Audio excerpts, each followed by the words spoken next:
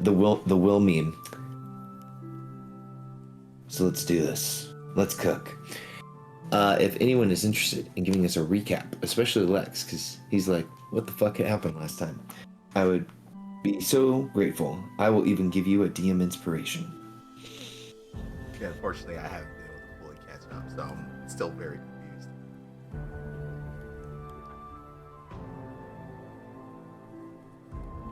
So who will take the dive? Who will roll the DM inspiration recap roll? I didn't use any last session, so I'm still maxed out, so someone else could take it. Yeah, I'll roll. Okay, Matthew, I'm giving it to you. Okay. It's all up to you. All right. We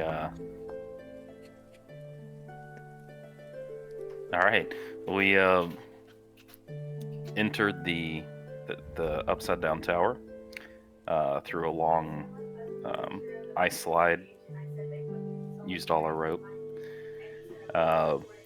Hundreds of feet down. So this is a large tower that apparently has been just flipped over and driven hundreds of feet into the earth, or something similar, or teleported in. We're still not sure. It seems that the outside is made of shardlin and maybe other materials, but the inside seems just like standard wizard study sort of thing going on. Not anything too crazy malicious. We ran into a trap with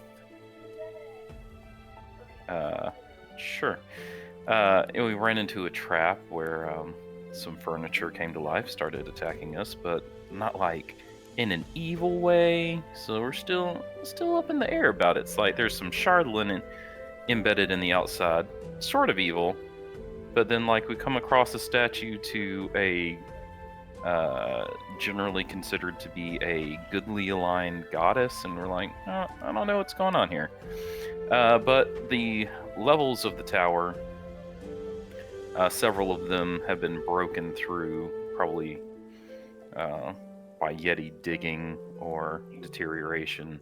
But the stairs have all been destroyed, so we're just following this Yeti path, basically, through the levels of the tower, examining this confusing upside-down labyrinth. Found some treasures, found a treasure chest bolted to the ceiling.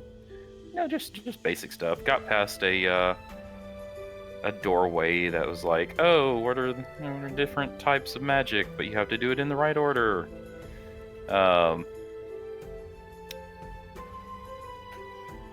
Let's see what else. And then Gaiman got scared by a giant spider, so that's a thing. No, I was not scared. I was very, very surprised. And I'm so surprised I will not go do it.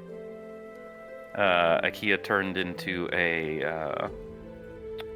Yeti that hasn't been relevant in any way whatsoever. Just trying to figure the place out. Haven't really come across anything. Some books, not really revealing at all either. They're just sort of mundane books. When we finally seem to right now have come across something interesting on our way down. We've gone down hundreds and hundreds of feet. Haven't reached the Yetis yet, but we just found 2 people, which I'm sure Orph is about to describe again, but they look like they might be interesting. Might have some information about what's going on. You have earned a DM inspiration. Take it if you dare. Okay. Or, if you are so daring, give it to the bad guys. Just kidding. All right. We need to award everyone their Factspiration, but before we do that, we have to ask everyone, what would be your character's major in college? So, I know you just did the recap, but Akia, what would be your major in college? Kia would probably study engineering in college. It's a basic answer, but I think it's what would make them happy. All right. Well, and everyone, you should be able to award yourself your Faxpiration point by right-clicking your token and assigning status effect to give yourself Faxpiration. Okay. Let's pop over to the druid Avalus. Avalus, what would be your major in college? So I think I would probably start with anthropology and then not really understand it and switch to environmental sciences. Mm. So would anthropology just be like your retail job as you were getting your major then? I just don't understand the study of people. They're odd. Mm. And the clothes there are weird looking too. Not my style. Excellent. You have earned a Faxpiration point. Let us go to the Lotus. Evelice, tell us, what would your major have been in college? Well, yes, Lotus has actually been to college, specifically the University of Maryland College Park, studying journalism. But to sort of get into a little bit, the reason why she did was she was actually inspired by her mother. Like one time she had discovered this scrapbook that her mother kept of various newspaper clippings, and these were pictures and articles about various protests, political actions, and union strikes she'd been on. And reading through this, she saw the newspaper articles talking about it and giving a voice to people, and she really wanted to do that. She wanted to help give a voice to others who couldn't speak for themselves. That's amazing. Thank you, Lotus, for fighting the good fight and trying to spread the word about all those things that are happening out there in the world. You've earned Faxpiration. Tell us, Alicia, what would your major have been in college? I think it probably should be pretty obvious. But actually, I totally forgot about this question until just now, and I started looking it up. I didn't realize that Harvard had a divinity school, and they have 4 master's programs: Master of Divinity, Master of Theological Studies, Masters of Theology, Masters of Religion and Public Life, and then a doctorate in philosophy. So yeah, the answer to the question, religious and theological studies. That makes sense. Well, there you go. And then you could still tell people, yes, I did go to Harvard. It's like in my background. It was my backup school. I love it. You have earned a Faxpiration point. Last but not least, Gaiman, what would your have major been in college? I think we had some questions like pre and post int bump. Oh, so I guess we're I guess we're doing actual real world options. Well, I was just looking up an example because I had no idea what the actual name for it was. I was just gonna say religious studies. Apparently. Okay. Well, I don't know what it entails, but it seemed like all the football players were getting communications degrees, and so I kind of feel like Gaiman would have done the same. He just would have been a roided out jock while at college, and he would have just gone with the other roided out jocks and look out, I'm going to study communications because communicating is important. So look behind the curtain. For a while, I was a intern at a college nutrition program for a D1 football school, and most of the football players were construction management majors.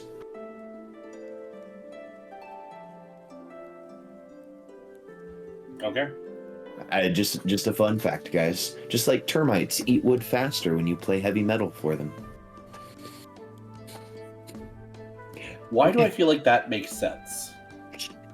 I guess termites love thrash metal to chew wood to. Well, well, here's the thing though: is it the thrash metal or is it the tempo? It's probably the beat. They can just feel the beat in their little Yeah. thorax, and it just like drives them to eat. Like maybe if you had that's the test though. It was like you have, just like a beat that you have to compare different types of music. Wait, I'm getting off topic. And then I guess I kind of feel like gaming would have been a chemistry major, real world, because it like in the D&D world, I feel like it would have been like he would have gone to study all that wizarding shit. But I feel like he would have studied chemistry. I feel like that's the nerdy thing to do. He wouldn't do the physics. He would do the chemistry. You can still take up potion making. You could have been the Professor Snape of this world.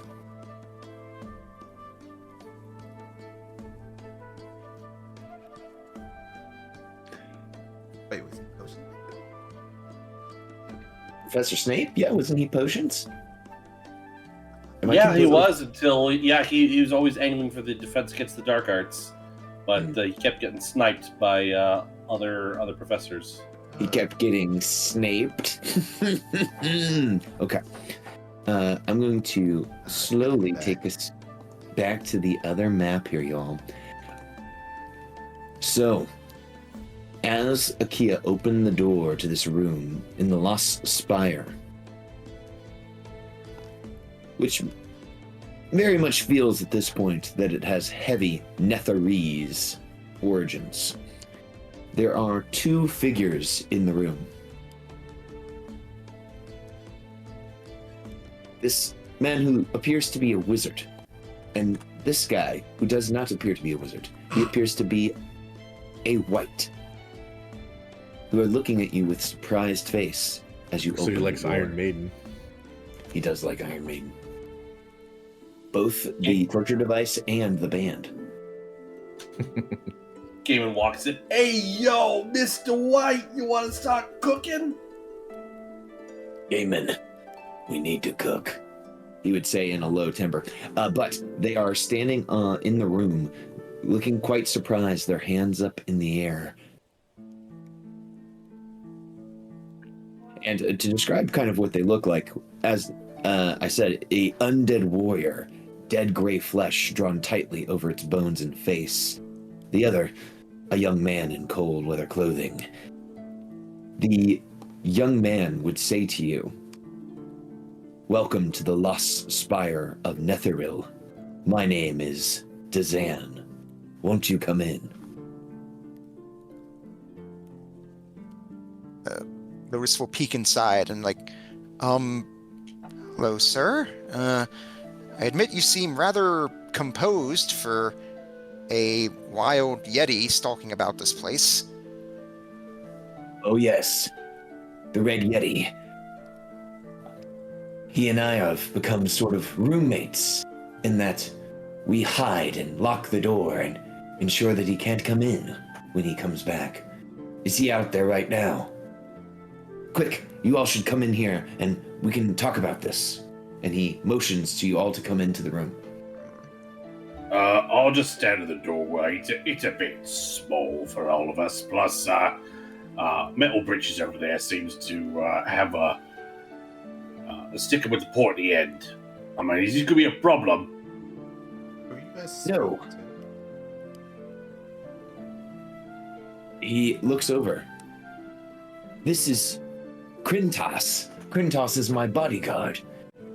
As long as you all are well-behaved and well-mannered, Krintas is, well, a very respectful white, aren't you, Krintas? And Krentos says,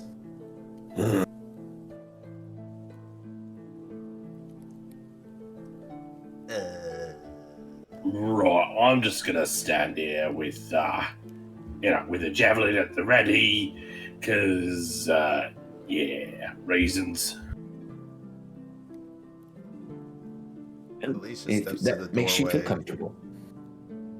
Alicia steps to the doorway, sees the man, then sees the white, raises a hand, and light starts to form in it. What is that thing doing here? Well, it's my bodyguard, but truly, I should tell you that it's my creator's bodyguard. For I am a simulacrum.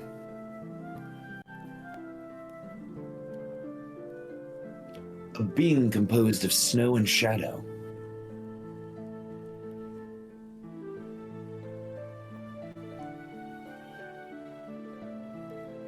What are you doing in the spire? Well, this tower is but a fragment of a flying Snetherese city that crashed nearly 2,000 years ago and lies somewhere underneath the giant Reghead Glacier. On the lowest level of this tower, my creator found a chamber that can turn illusions into real life. The life spark of a living creature is needed to activate its power. As a creation of snow and shadow, I have no life spark of my own, and Krentos, my bodyguard, is of no help in this regard.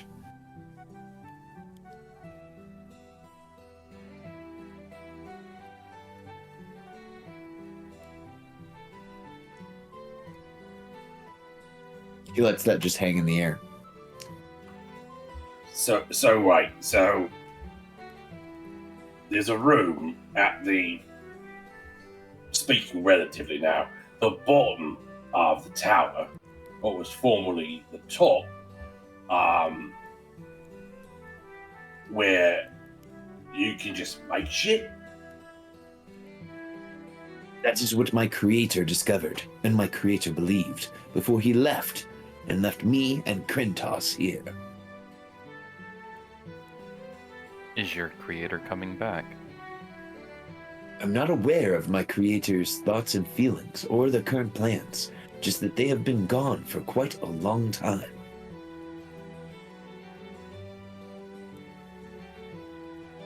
When you say quite a long time, could you elaborate more on that? Krentos, how long has it been? Krentos will look to you all and say, 3 weeks. Holy shit, it talks. Yeah, whites can do that. Whoops, whites can do that. They're the more intelligent undead. But it looks like this thing with very clear eyes. Well, I guess it's a good thing you are a simulacrum, then. No need to eat or drink while you're here waiting. That is correct, and really I have no need of these clothes, for I am made of snow and ice, so the cold does not bother me. Nor do I have any genitalia, so... Thank you for that detail. I've no clue why that was relevant, but okay. Judging by your clothes, I'm assuming you're an arcane spellcaster. Yes, my creator was a wizard, a member of the Arcane League. He looks around.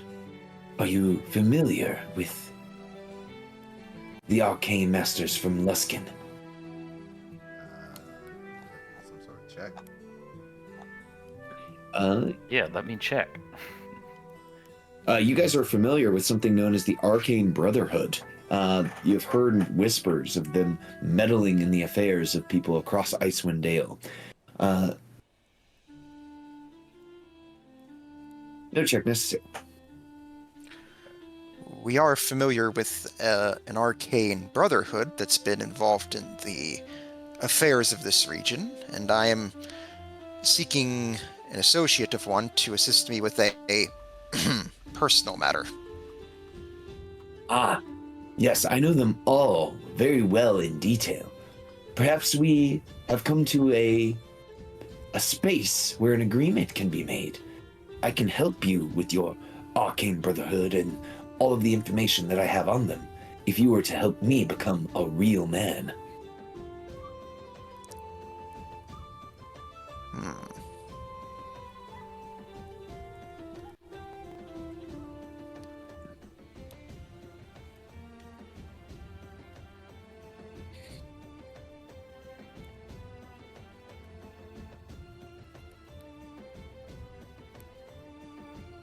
Dazan looks around. Is this all of your group, or is there any others?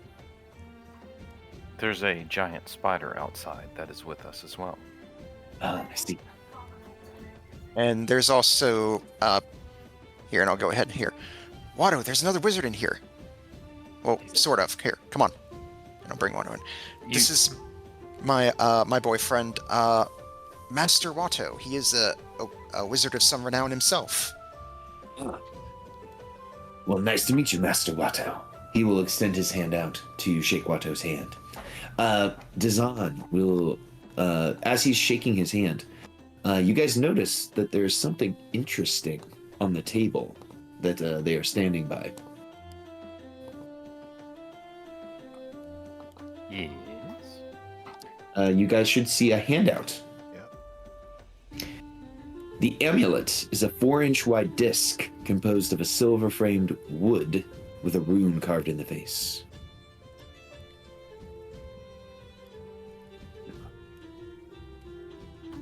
Does the symbol mean anything to me? The symbol, you can give me an Arcana check as you stare at the symbol to see if you know anything more about it.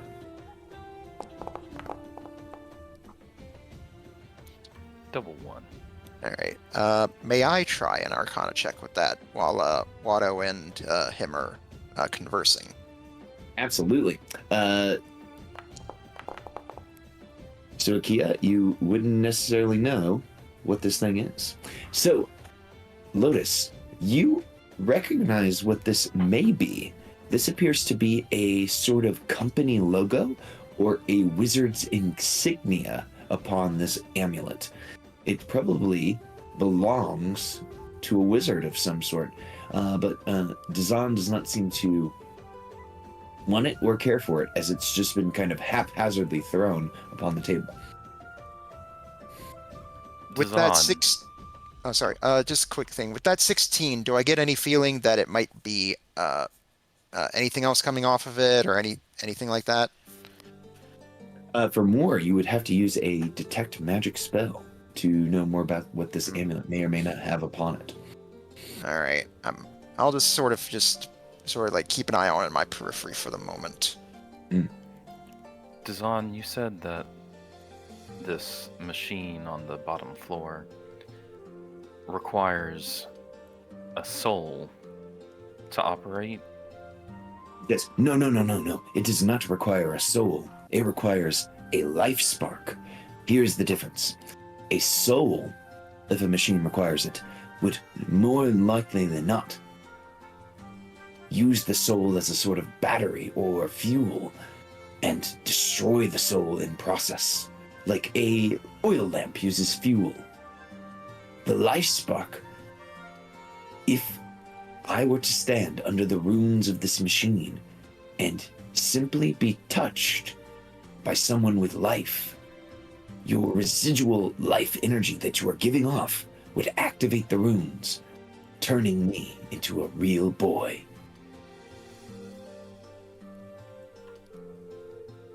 And Insight check? That we're not being tricked into giving up our souls? Sure. that was gonna be my question. What would happen to the person with the life spark? I mean, Akia believes them, so I probably shouldn't be the one to do it. I mean, I'm gonna be rolling insight anyway. I just wanted to ask the question. Yeah, you guys can roll insight to see if there is any under the cover deception happening here. Alicia, your 21 insight belief reveals that this simulacrum is doing its utmost best to be as upfront, forthcoming, and honest as possible with this information. As pertaining to the question, does it seem sure of the outcome that the life spark from a person or a thing or whatever, if it was to go into him, he would become quote unquote real? He is absolutely sure of the process. He appears that he is no question about it. Why didn't you ask your creator to perform this task for you? He sighs heavily. My creator was to come back to the Lost Spire after he purchased the services of a mercenary company. However, he has not returned. And when he returned, we were going to make me real.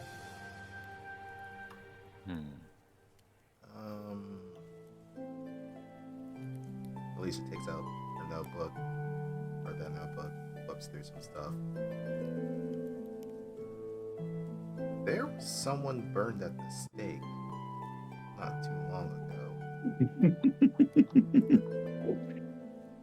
And it was mentioned that they were a wizard.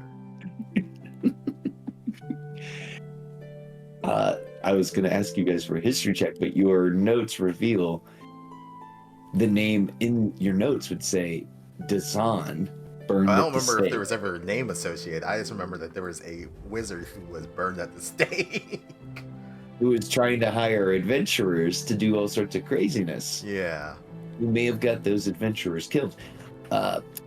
So you would know that his creator isn't coming back. We'll relay that information. Oh, are you keeping that to yourself for now? No, Are you no, gonna I tell- will relay the information to the simulacrum. Oh no, my master has been burned? He looks distraught. Then it's up to me to carry on our work as the new Dazan. I was hoping to, have two heads be better than one, but if I must do it solo, I must do it solo. And what work is that in particular? The simulacrum will look to you and say, we wish, or I should say, I now wish, to explore and find the secrets of the hidden city of Yetherin, the Netherese city that fell from the sky.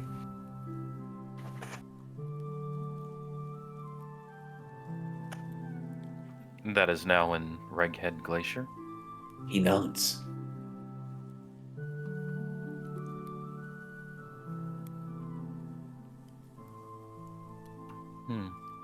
Our giant spider friend wanted to go to Reghead Glacier at some point in the future. Oh, why would a giant spider wish to go to the glacier? I believe he wanted to search for his family there. Oh, is he a Icewind Dale glacier spider? It's a long story. If he wishes to share, he will. Hearing all of this, Lotus is sort of stroking her chin. It's like, I could see us helping you. If I may, perhaps you might offer us a small bit of information. It's a bit of a show of good faith. Perhaps about this person in the Arcane Brotherhood I'm looking for. Well, there are 4 members of the Arcane Brotherhood here in Icewind Dale. There was my master, Dazan. There is Avarice, the Tiefling Evoker. Then there's Nas Lantimir. She's a human diviner. And then there's Valine Harple, the human necromancer. At the mention of the Tiefling, Lotus is furiously flipping through her notebook and she'll put it down on the table and slide it over to him, showing the sketch of the muscular tiefling woman. It's like, tiefling you mentioned, is this her? He nods. Oh, yes. This is Avarice. You should know that she doesn't trust anyone except her 2 gargoyle companions.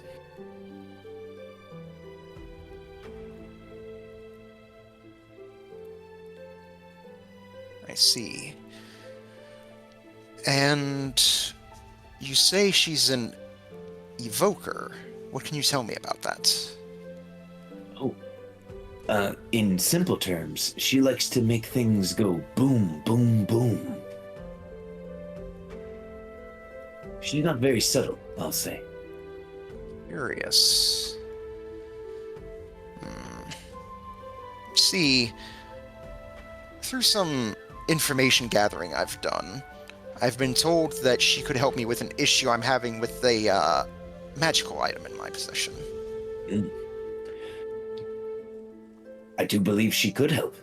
Avarice is a highly intelligent mind, as she brought those 2 gargoyles under her heel and controls them with magical harnesses, almost like a leash for a dog.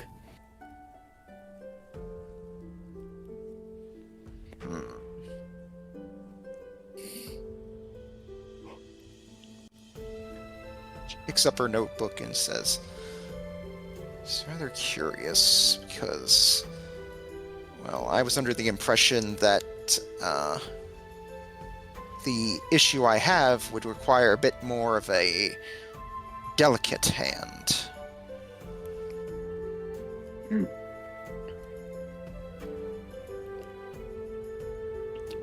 Well, I don't want to speak ill of Avarice, but I feel that you will have to speak to her directly with your issue to see if she can indeed help. Very well. Another thing. I noticed something on the table here, and she'll point at the necklace. What is that thing? He looks at it and says, I really don't know. It's been here since we've been waiting on my master. It bears a sigil to some old wizard that I can tell.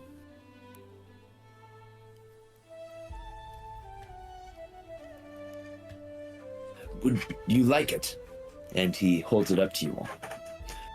Perhaps a trade for helping me become real?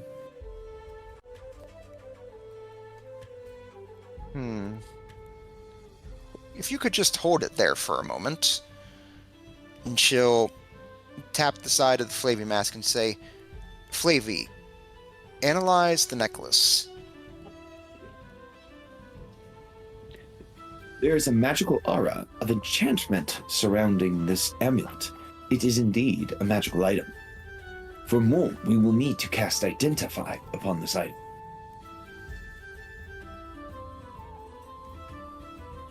Very well, thank you. And she'll tap the mask again.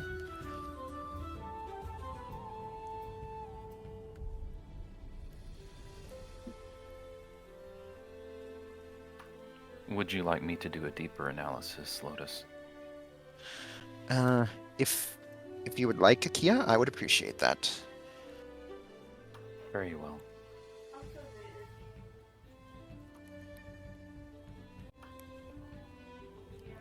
I suppose that is fair. It doesn't sound like it will cause us too much trouble to activate the device for you.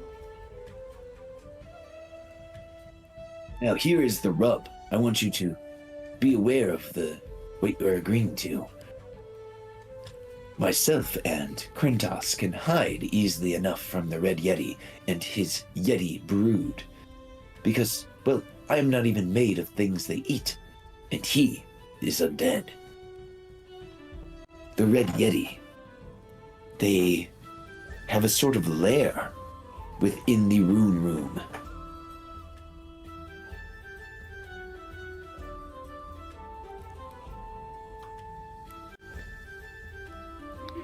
We were headed there anyway.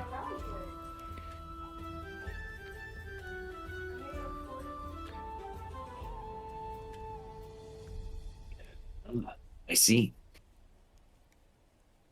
Is there anything that you could tell us about the rest of the tower as we make our way down that might be helpful? Well, everything is upside down from normal, so you must be careful.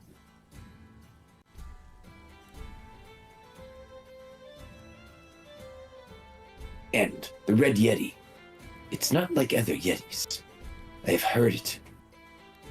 Cultivating pets and spirits within the tower.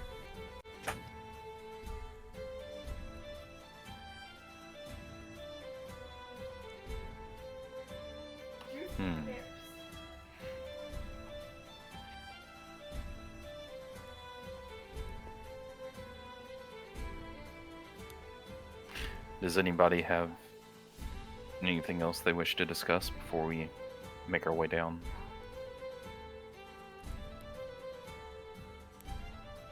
Yeah, I've got a question. You said pets? Not. Yes.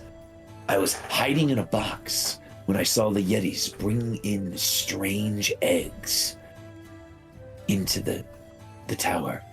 And even stranger, I saw them bringing in ice-wind chickens to sit on the eggs, even though the eggs were much larger than the chickens themselves.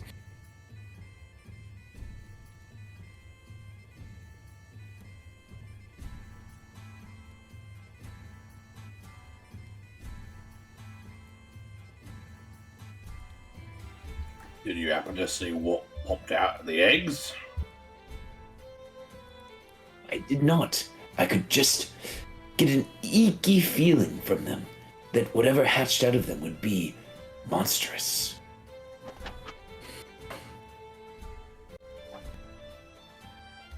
Does anybody know? Yeah.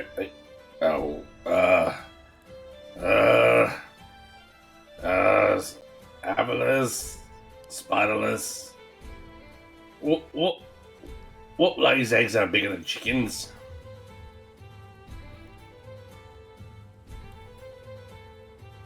Yes, I'm asking the druid if they could do a nature check.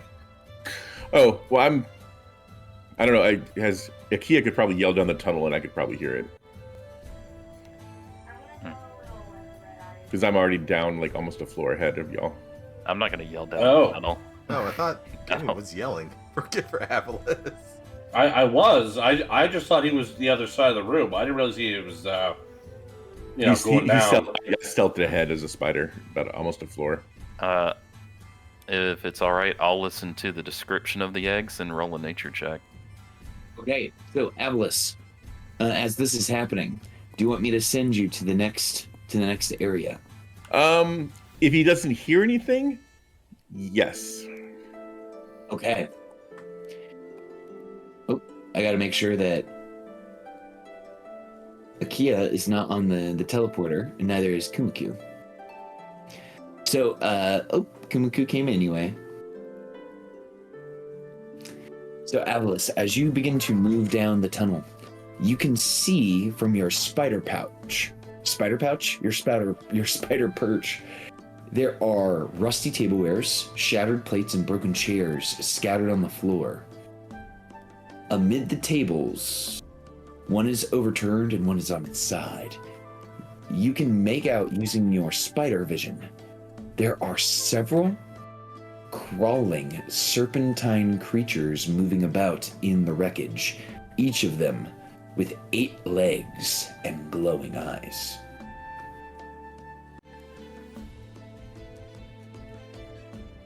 Serpentine things with 8 legs and glowing eyes.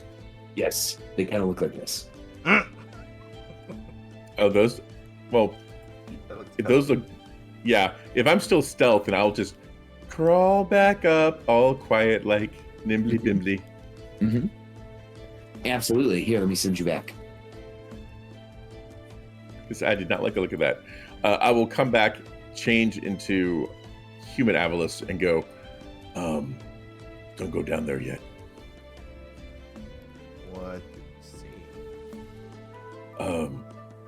What size were those things? They were small, like the size of like maybe a dog crawling Okay. around in there. Imagine something the size of Q, but freakish, with sharp teeth and glowing eyes and lots of legs. And I'll do like little spindly spider like motions with my hands and like motion them out to like Gaiman.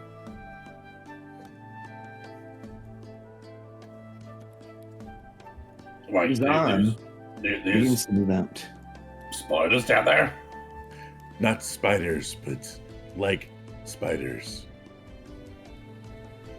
Well, it's either like a spider or it isn't. It's sort So- of like a spider meets a remorse meets a dragon meets a dog for size. And that's just like at the bottom of the hole there. Yes, there were quite a few of them. Okay, sounds good. Gabe starts walking over to the hole. He starts getting out his flasks of alchemist fire. When in out, burn out. I think I'll cast Identify on this necklace. All right, and you're gonna use a spell slot or a ritual? Unless everyone wants to wait 10 minutes. Does anyone Well, want to I wait was 10 going to minutes? stop burning things. All right, fine. Okay, it sounds like they're actually going to wait for 10 minutes. Okay, you're gonna start ritual casting Identify. Dazan comes over to the door and looks out and sees Avalus, and he falls to his butt and begins to babble. Red Yeti, Red Yeti, as he points at Avalus. No, Avalis, not the bloody Red Yeti. He's a ladrin. I'm really not that hairy at all. No, that's the Red Yeti. That's his face. Oh. As he points at Avalus's face. I'll go over to the simulacrum, say like, all right, well, it is not the Red Yeti. As you can see, it is clearly not attacking us or you or anyone else. It's admittedly, we came here because we saw a vision of the Red Yeti that had his face, and we just wanted to find out what was going on with that. He's quite handsome. Red Yeti, he looks just like you. Right, you said that one already. But when it's time for him to be, and he kind of like flexes his muscles, he tears his skin off and gets all. Ugh.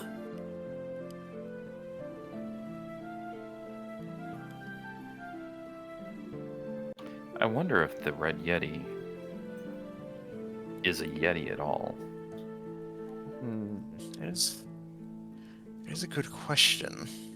Perhaps the Red Yeti is some sort of shapeshifter. The Red Doppelganger of Yeti some sort? smelled like a Yeti, though, did he not? Correct. The fur Wolfilus? he smelled was Yeti smelled.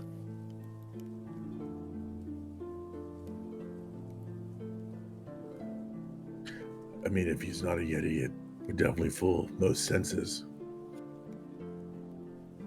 Well, I mean, there's plenty of things in the world that smells like other things. Like, I once knew a man whose gym socks after the fight in the arena smelled like halfling weed.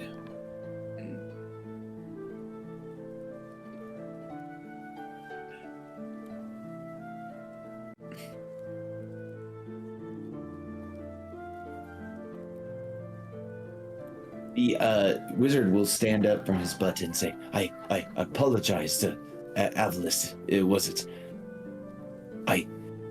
You look exactly like the Red Yeti. It's uncanny.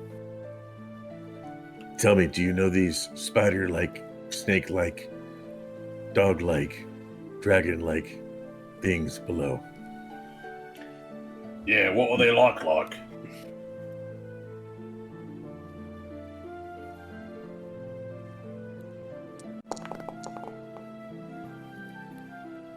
Lion says, it sounds vaguely, potentially, like a basilisk.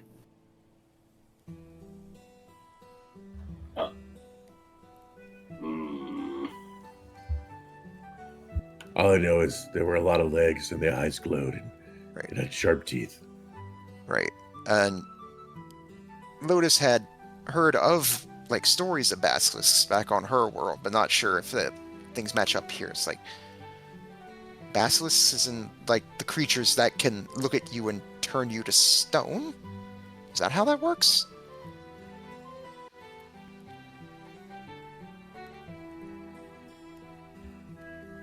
His arm will nod his head. Yes, that is how it works. Rain. Some mythology here and my home interact in that way. Very interesting. He starts writing in her notebook.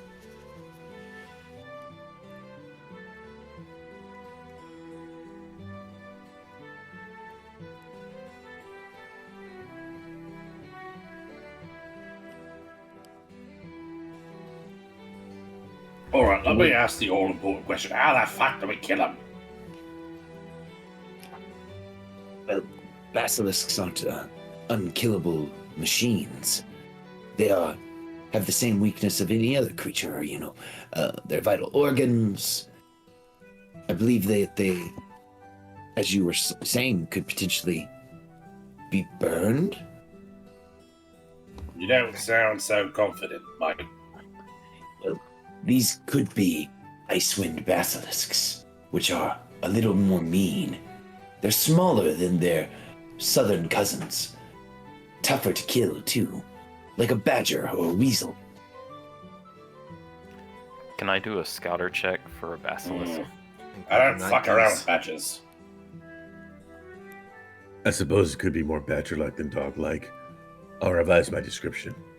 So it's spider-like, snake-like, badger-like. I mean, yeah, I know you're trying to refine the description, but I mean, you're not helping the case. I mean, you're just describing shit that's, harder to kill. And dragon-like. You could give me a survival check to maybe know more about basilisks. Well, I am terrible at that. As they are monstrosities, the survival skill is what we use to scour them.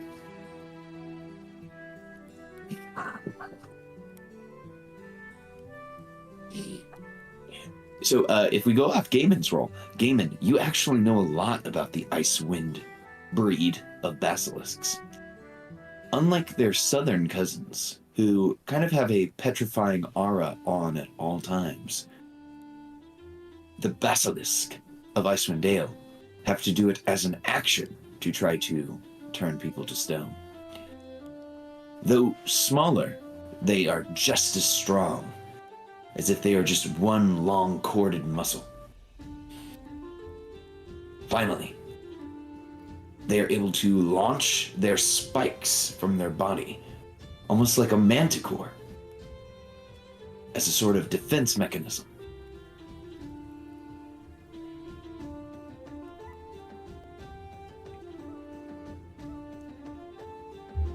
All right, Gaiman would share all that after he, took some time to think and recall that maybe he's fought these things a time or two in his rounds doing pit fighting.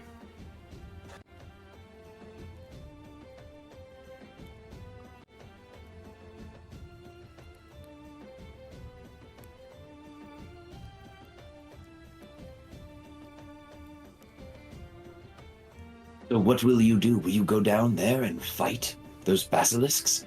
I hear that they have mighty fine crafting materials from their bodies for potions. Especially their bile can be used for anti-petrification purposes. That sounds like we might need it. Yeah, that'd be really handy for fighting basilisks. Or other creatures that can petrify, like a Medusa or a cockatrice, or certain breeds of dragon. Having that material on hand would be good. I used that last scroll of Greater Restoration, so I don't have anything that can stop petrification. So I have to be careful.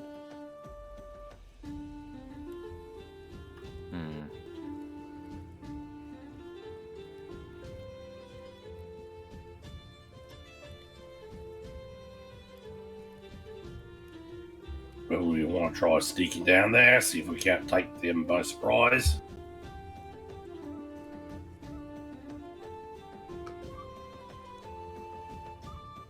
I don't think I'll be able to accomplish that, but I can provide support from afar. Well, I mean, you come like kind of like last, you know what I mean? Yeah. I'm not going to be sneaking anywhere with, and they just kind of slap their half plate armor.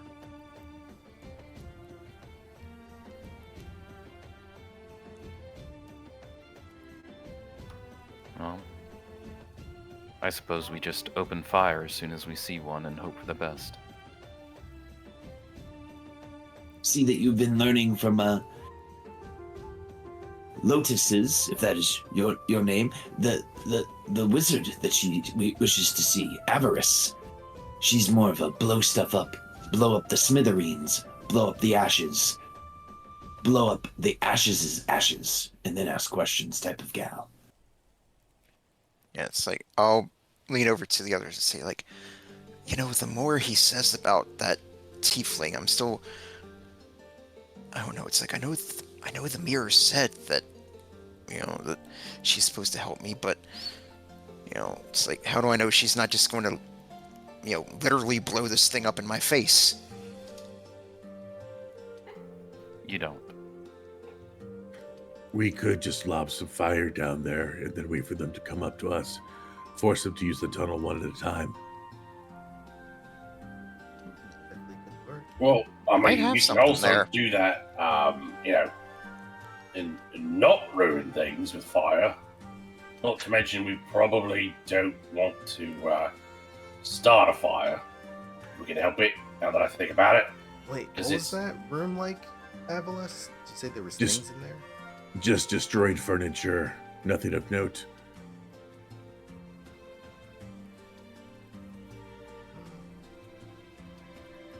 I believe there were two benches, one overturned, and all of those things. And that was it.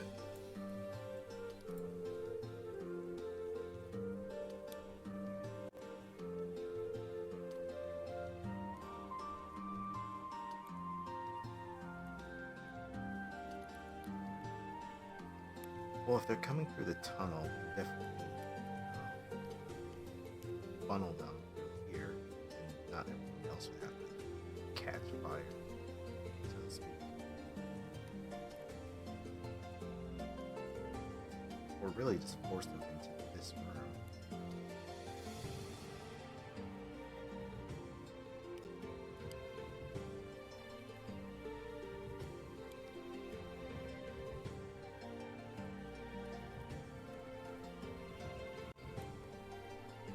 Does the giant spider, since I don't have access to him, does he have the web ability? Can I like shoot a web down there? Oh wait, I'm not a spider anymore. Never mind. It doesn't matter. But to answer your question, yes, they do have the ability to shoot a web. So I should have before I changed back. Good to know.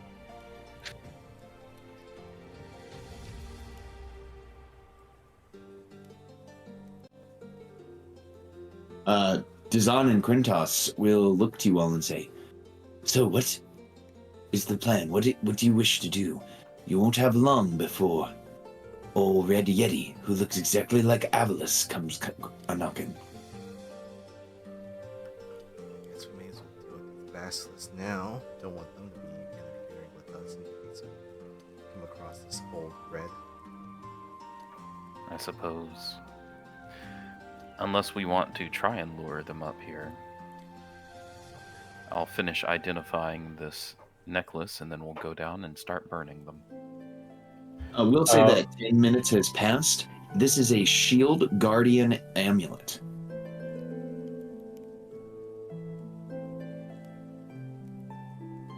What that means, if you don't know what that means, this amulet is linked to a Shield Guardian. A Shield Guardian can only have one corresponding amulet, and if that amulet is destroyed, the Shield Guardian is incapacitated. A Shield Guardian amulet, it has AC and hit points, blah, blah, blah. A Shield Guardian's solitary focus is to protect the amulet's wearer. The amulet's wearer can command the guardian to attack its enemies, guard the wielder against attack. If an attack threatens to injure the wearer, the construct can magically absorb the blow into its own body, even at a distance. A humanoid that attunes to the amulet knows the distance and direction of the shield guardian, provided the amulet and the guardian on the same plane of existence. As an action, the amulet wearer can reactivate the shield guardian as long as they are within 10 feet of one another.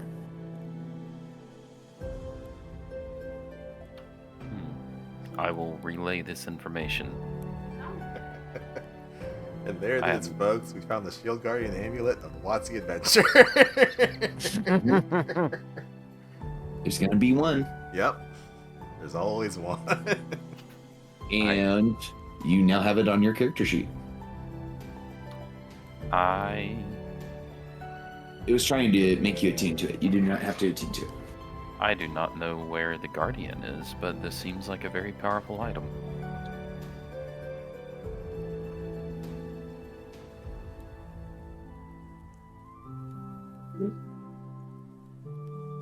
Well, that definitely would be helpful. Found it. Hopefully it's still within the tower.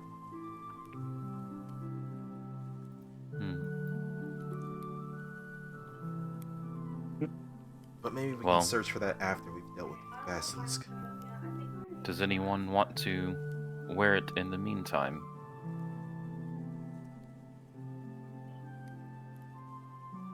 Please will make an X with their hands. I have no items that I'm attuned to at the moment. Well, let me see. I've got 2 open attunement slots if nobody else wants it.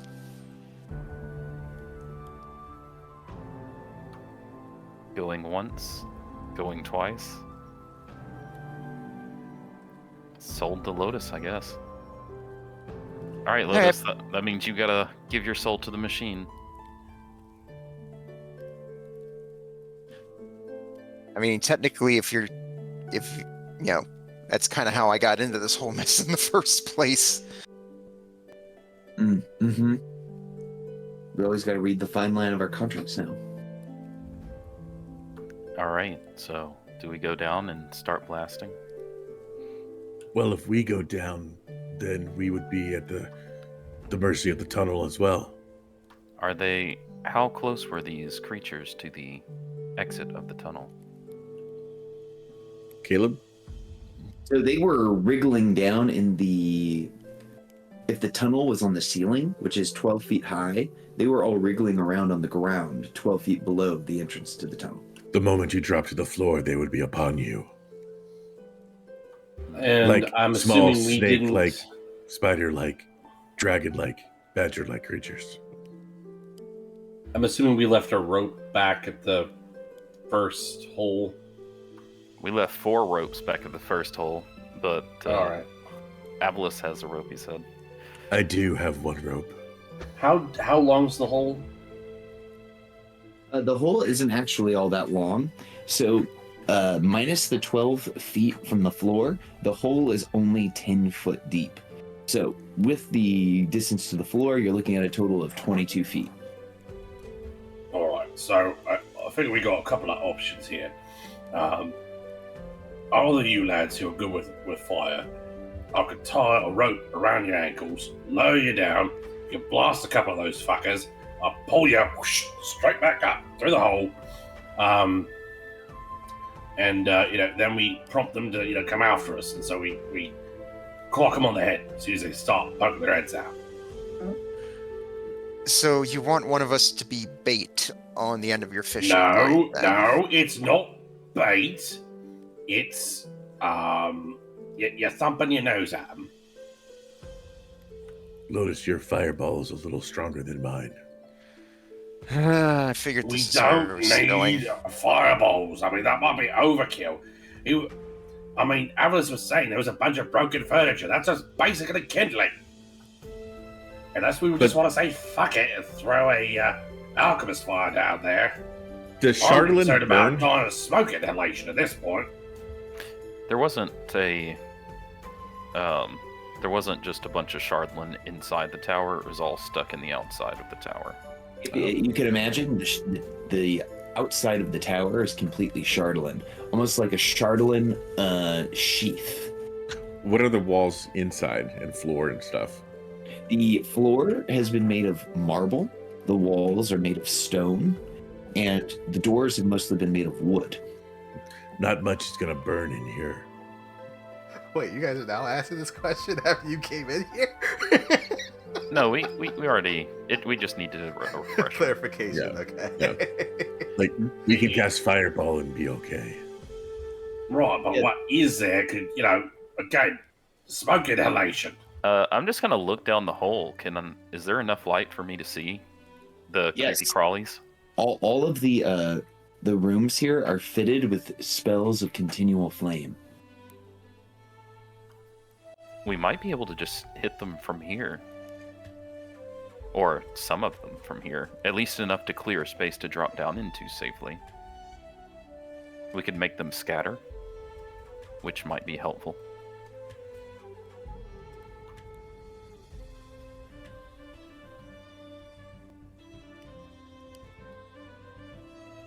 I'm just gonna look down and see if I can target any of them. This is a very hard version of whack-a-mole, because as you're staring at the hole, one will run by, then another one will run by, and they seem to be kind of just wriggling around, and just like crazy pants across the ground over and over again. Like have you ever owned ferrets? No. Okay, never mind. That reference would not make any sense. Have you owned cats? Yeah. You know how when cats get the zoomies and they just won't stop? It's like a room full of cats with the zoomies down there. So, it's spider-like, snake-like, badger-like, dragon-like, but also cat-like, or ferret-like, depending on your experience with small animals. Well done. Just Well done. further refining the description. Lotus and I could just drop down on the rope a little bit and start launching missiles at them. Avalis will take his rope and toss it to Gaiman. Is there a reason why we can't just make a noise and have them try and follow it? I mean, we could try that. Sure. All right, and Gaben's gonna bellow down the hole. Oi, shitheads! You fucking want a piece? Come get this! I think Alicia meant make a noise somewhere not here.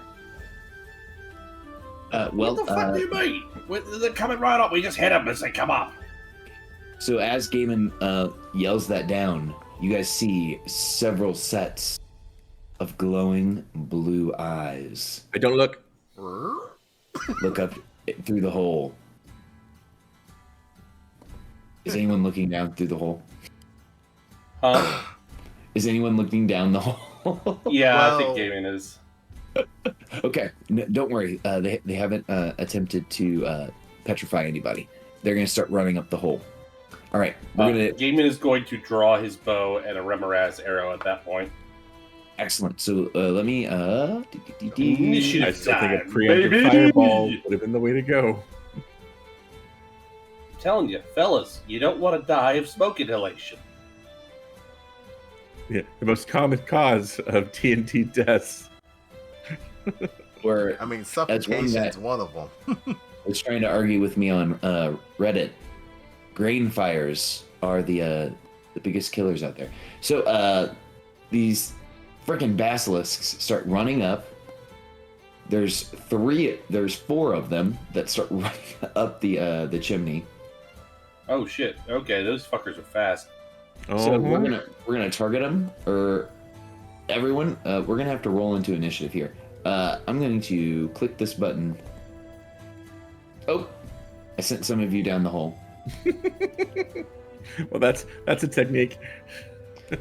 Let me send you guys back up the hole, and I'm going to roll them into initiative down here because there's not a lot of room up there. Man. Did someone push Gaiman down into the room? That was my fault. I tried to click the button and it sent you guys down the whole beep beep. There we go. Okay. So I'm gonna roll initiative for these crazy ass basilisks. Oh, and before I do that, their token is linked to the sheet, and I need to not have it do that, otherwise it will break my little basilisks. So let's just go in. Let's unlink that actor data.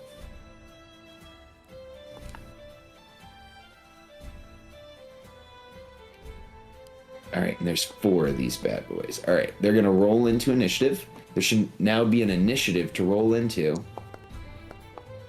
Oh, he got a 2. You guys are gonna get the drop on these bad boys. Hopefully.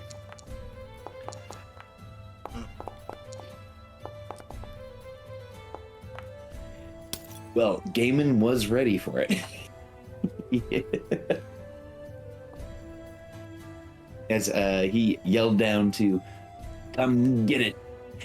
The basilisks look up. One of them was quick to the draw, but not as quick as Gaiman.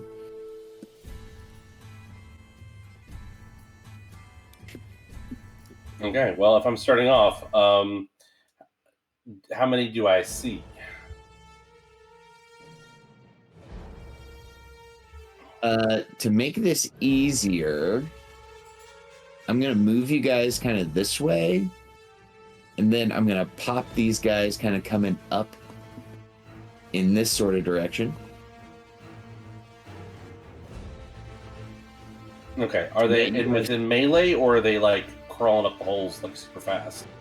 We are going to say that they are within whack-a-mole range at the moment, because you guys watch this. They're all 8 of their legs bent, and like hydraulic hoses catapulted them into the air up the tunnel as they started crawling up and out into the room. Quick, because I'm gonna have to cut you all down to size. I get a bonus action rage. Excellent.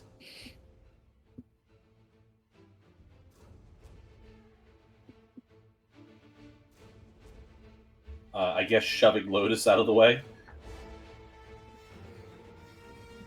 Lotus, you're shoved into a closet.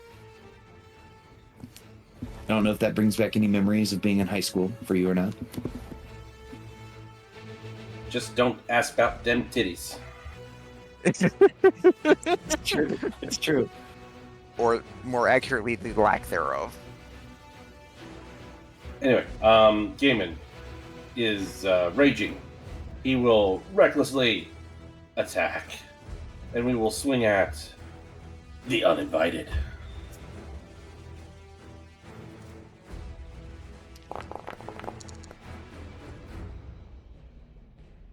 A 14 is just what you needed to hit the uninvited Icewind Dale Basilisk for 15 points of slashing and 3 points of fire damage.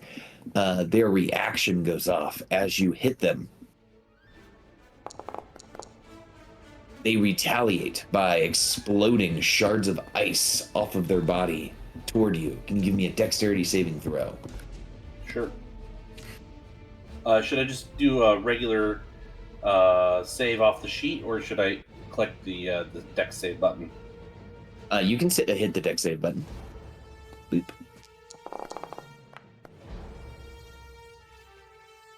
11. An 11. Not enough. Well, is not enough, as Gaiman's body is pierced with all of these sharp shards of ice. But I think that's okay. For you. I am resistant to this, so I only take 3 damage.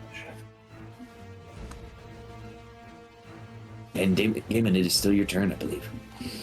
I'm gonna keep working on uninvited, because they are just that.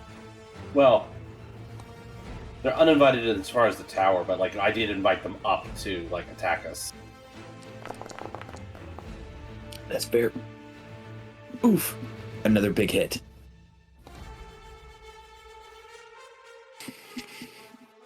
It's wriggling around on the ground, bleeding profusely. I mean, that's all I've got, and I'm assuming it's gonna steal.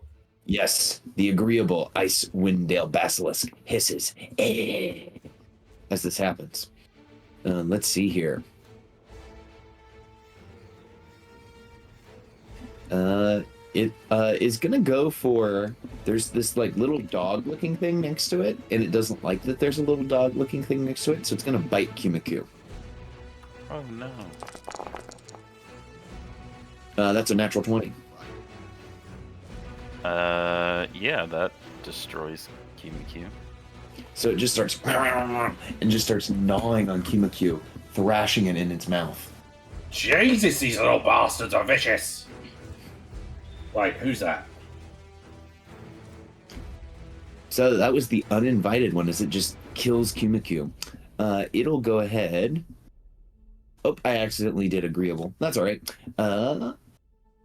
So I had uninvited go. It'll pass to now, which is agreeable. The agreeable Icewind Basilisk looks at Alicia standing there, sees that Watto is holding up its B team contract, and the creature tries to wrap its body around you, Alicia. It's going to make a grapple check on you, trying to grapple you. This is contested. Yes.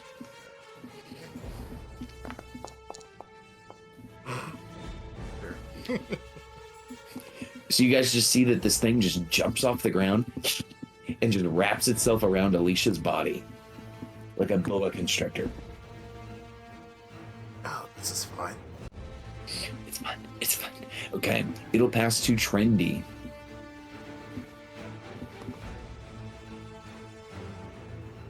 Trendy sees that one of its allies has Alicia grappled.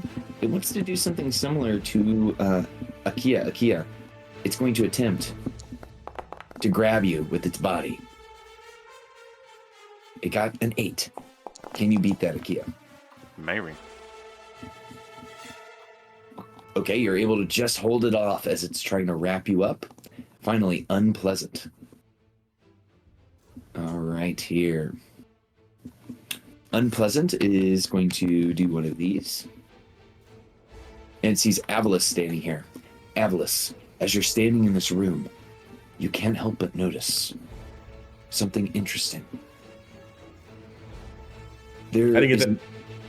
Avalis, there is an upside-down altar in this room. And you swear, using your Eladrin eyes, excuse me, the symbol of Mistra, is it glowing on the altar? Anyways, this little bugger, as you have the lights of Mistra in your eye, tries to bite you on the leg. Oh, yeah. Have at it. Oh, a 20 will hit? Yeah. And you just look down, and its little terrible-looking mouth is just trying to bite into your calf. And Avalis, you could steal. I will do so after I take, let's see, half cold damage. Yeah, there we go. I will shillelagh. That guy, right? This Unpleasant was one that bit me? Correct. Well, bonk him. Or not. 18? And 18 definitely hits for 13 bonk damage. And let me see. Let's look at it. Shillelagh is a bonus action, which is my action to attack, right? Yep. Okay. So that is it for me. I am stuck in melee with this mother. I will pass to Akia. But yeah, there's a basilisk trying to bite into you. What do you do?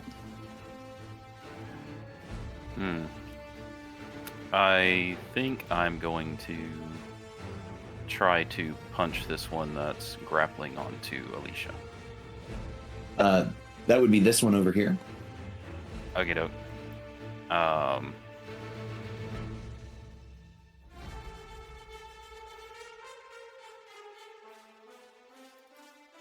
Can I reach that one from here, or do I need to try and do some weird shuffling? Well, it's 10 feet away from you, so do you have a 10 feet Guess reach? not. How big are these things? They are tiny. Okay, so I can just Or, walk. excuse me, they're small, not tiny. Okay. So I cannot just walk through their space. No, they will resist you. Okay.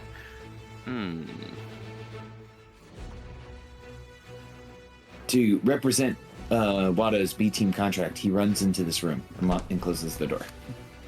Okay. Then I will. So brave. I will use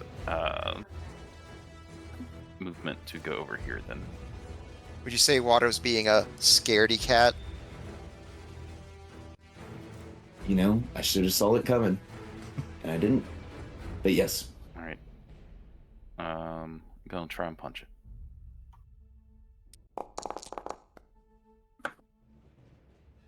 That's a hit.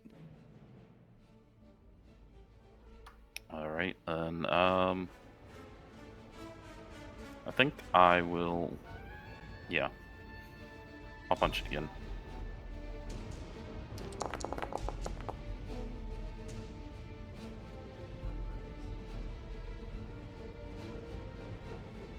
All right, let's see that punch. That's a natural 20. That's a great hit. All right, trying to get it off, but It is still latched on, even though you are punching it in the body. all right. I'll bonus action scouter it.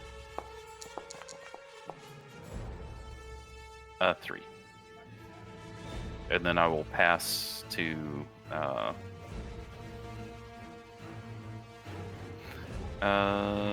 Lotus.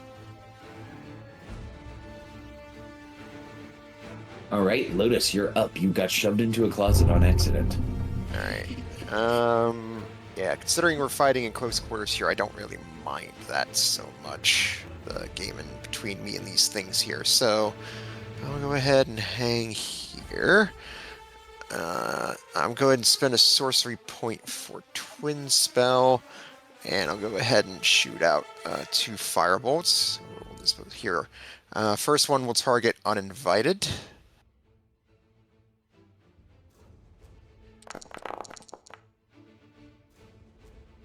Ooh, dirty 20 for 15 fire damage.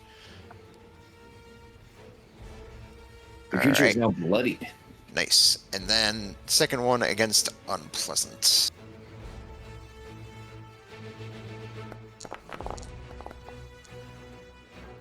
Uh, 18 for another 15 fire damage on that one. That is a hit for 15. Alright, I'll just hang here and then I'll pass to Alicia. Alicia, you are currently grappled by one of these Icewind basilisks. What do you do? Alicia's gonna cast Spirit Guardians on themselves. Oh shit. Yay for the Radiant Blender. Yep. They want to be in close range combat, let them. And then bonus action, I'll push a little bit harder and I'll spend my weapon of faith.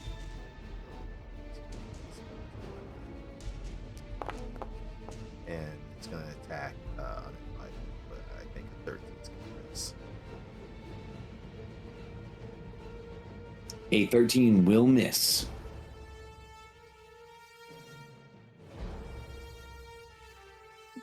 Alright. And it's not until the start of their turn that they start taking damage, so I'm gonna pass it over to Gaiman. All right, Gaiman, you are kicking it off here in round number 2. All right.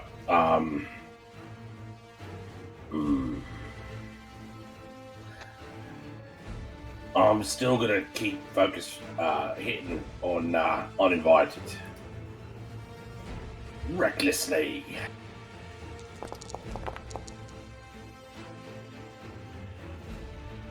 That is a hit. For Is it 19 dead yet? slashing, 3 fire. The creature is on its last legs. God damn it! I'm gonna hit it again. an auspicious man ride by on a bicycle and tell you that. 19 hits, and how do you finish off the Icewind Dale Basilisk? Well, I'm gonna aim it at the neck, so I'll just keep chopping and finally remove the head from the rest of it. And I will pass to Alicia, as this thing cannot steal.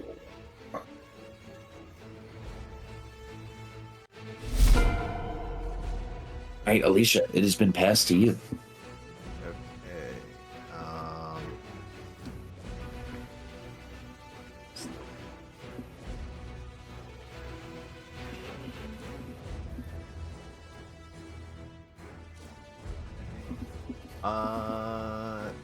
These creatures go all around me. That's fine.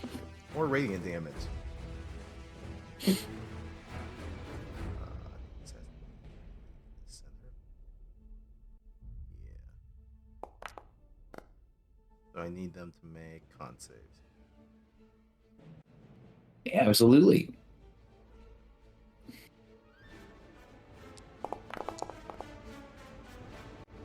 As a failure, and that's a failure. So they're both going to take full damage from Word of Radiance. Yep. Agreeable is now bloodied. That's the wrong one.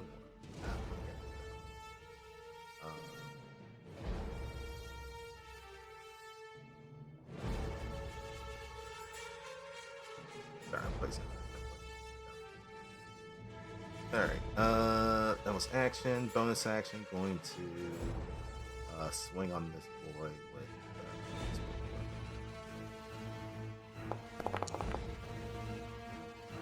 14. 14 hits. Alright, it's 10 more force. I love it. All right. So I'm going to have agreeable steal at the end of your turn when you have ended your turn. Yep, that's it. I'm still grappling, so I can't move. Okay, agreeable steals. And when it starts its turn, it's make a save.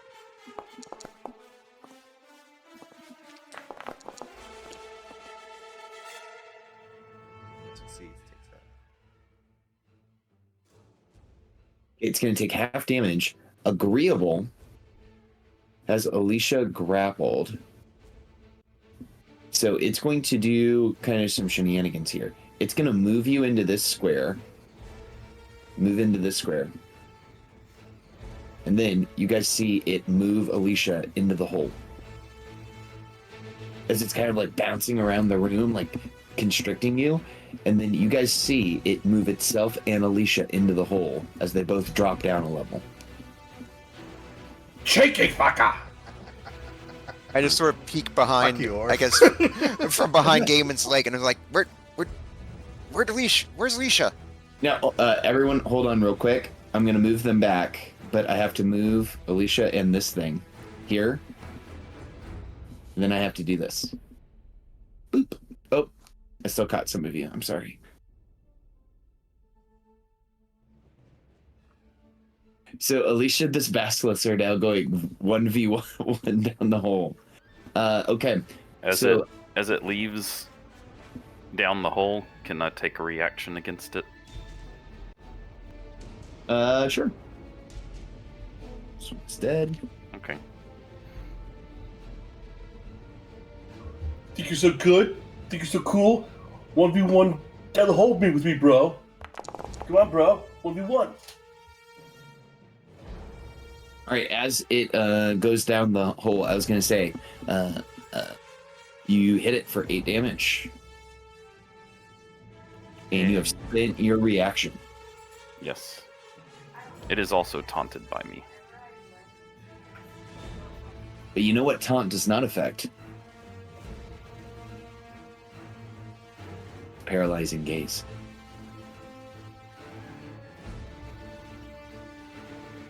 All right. So that was its movement, basically just to move Alicia down here. And Alicia, as an action, it's going to attempt to paralyze you down here.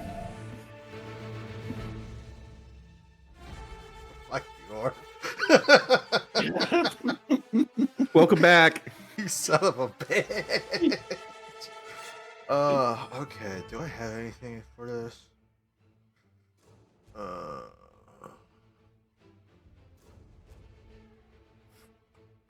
Maybe you have a DM inspiration. I don't. We got fan we have spells. fan spells. You guys mind if I use it? No, definitely. Alright. So I'll make this with advantage.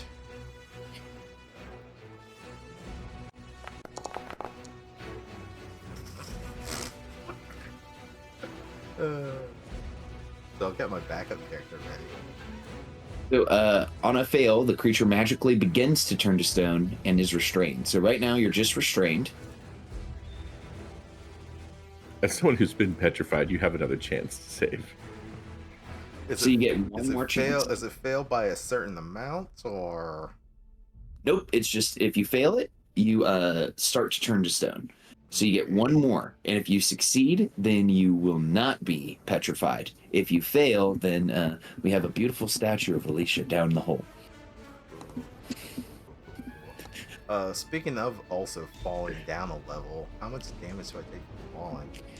Okay, so you both are going to take, because it was 20 feet, 2d6 falling damage as you guys fall down the hole. So it will take 8 damage, and you will take 8 damage as you guys fall down the hole. Ah! Okay.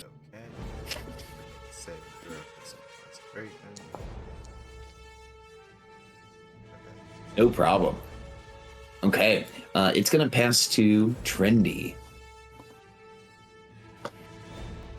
All right. Trendy looks at Akia. And Akia, as an action, it's going to attempt to get you stoned. Oh, don't look at that one. That's a bad one. Look at this one. So it attempts to petrifying gaze you, Akia. Okay. Well, I don't want that to work, so I guess I'll use my DM inspiration. I hope it works for you.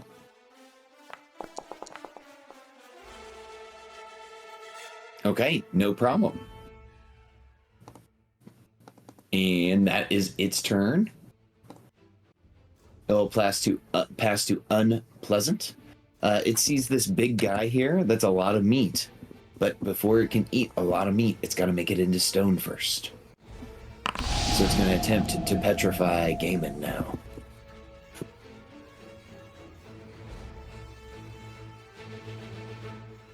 Get the fuck out of here with that shit.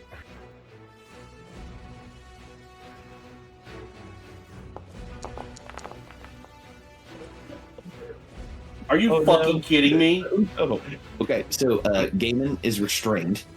I will like to try and add my backspiration to that. Sure. It is a D8, right?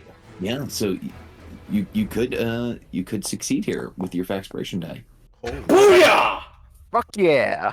Yeah, a natural one isn't a natural failure. So you are able to shake off the effects of the basilisk's petrifying gaze. Okay, they will go ahead and pass to Avalos. Okay, I think Avalos will scoot back 1 square, and he's going to cast Burning Hands on both of these guys. I think that's how that works. I've never used the spell, but let me see if I can do this and not get somebody. Fucking send it. Do it, dude. Oh, yeah, that totally works. Yep, there we go.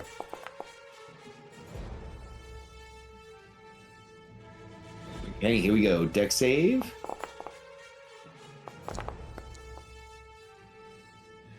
Okay, so one is going to succeed and one is going to fail.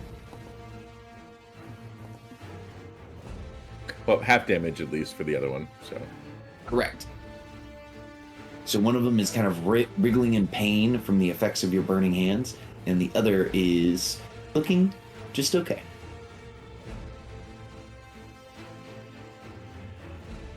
and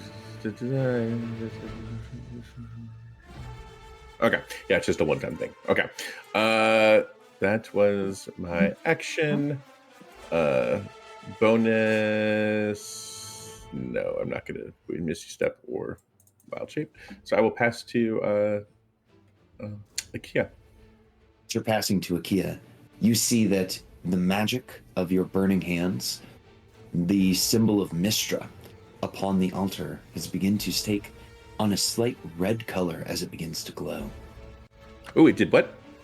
The symbol of Mistra on the altar is starting to glow red. Akia, you're up, I believe. Okay.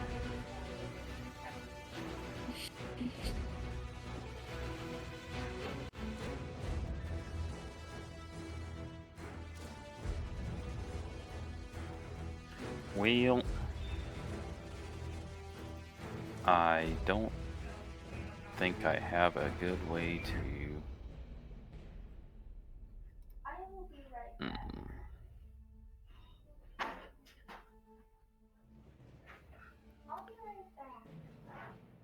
Well, worth- them adventuring potted boys seem to found them in a bit of trouble. Is it worth a second level spell slot to avoid 2 attacks of opportunity? These guys have been hitting pretty hard. Yeah. Yeah,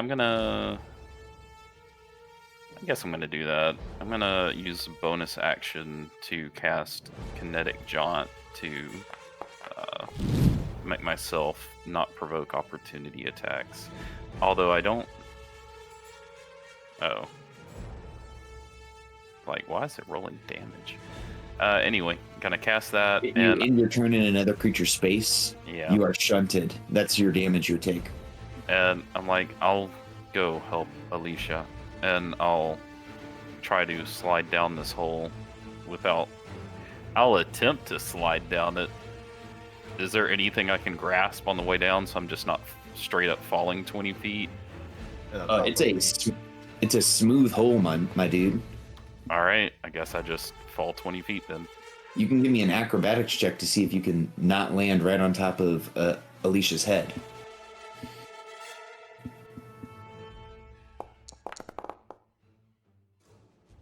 Okay, so I was looking for a little bit higher than a 10.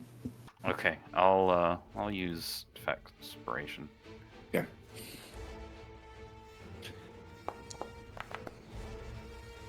Okay. You're gonna land on top of Alicia's head here, unless you succeed. That's all right.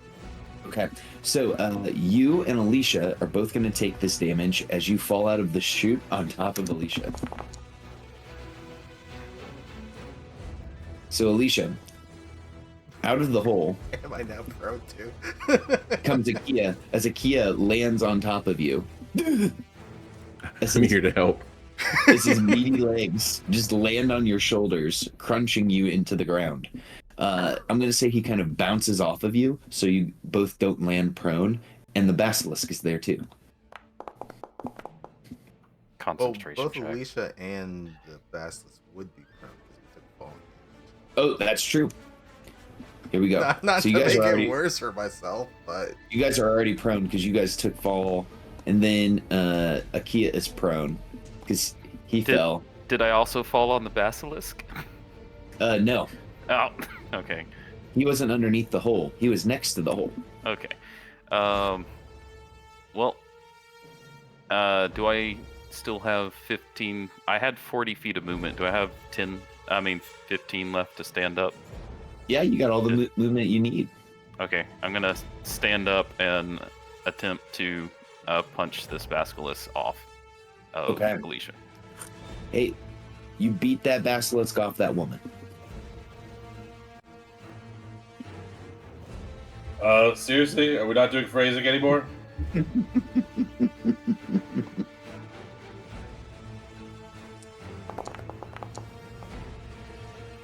All right, how do you kill this basilisk?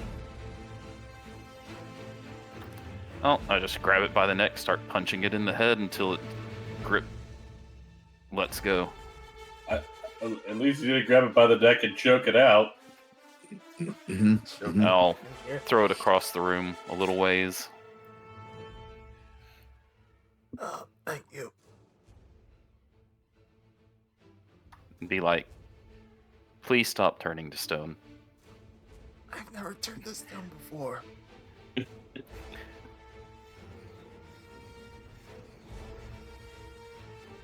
You guys notice Alright. that even though the basilisk is dying, you see that Alicia's skin is still starting to turn that gray ashen color. I'll poke at it a little bit and pass to Lotus.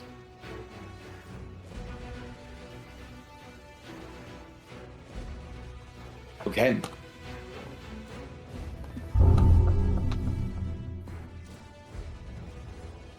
Lotus, you're up. Alright. Still keeping Gaiman in front of me. It's my meat shield. I'll go ahead and once again spend sorcery point for twin spell.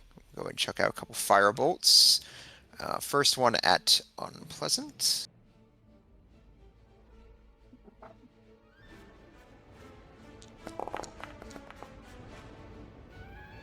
Uh, 13. A 13 will miss. Alright, let me go ahead and I'll roll my Faxpiration for that then. You will hit. You have discovered the armor class is a 14 upon spending your Faxpiration.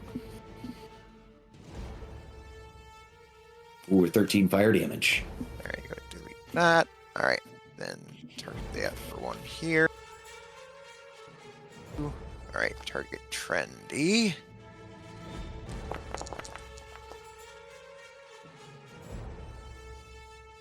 Alright, 26 for 16.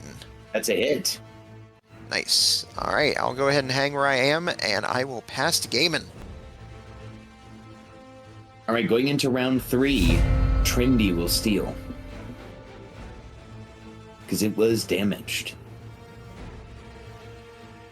All right, Trendy is covered in its own blood. It is going to stare at Avalis. What? Avalis, give me a saving throw against becoming stone. Not my best. Oh. You are not turned to stone. All right, Unpleasant will now go. It is fighting with Gaiman. I believe Gaiman attacked recklessly last time, so it's just going to attack.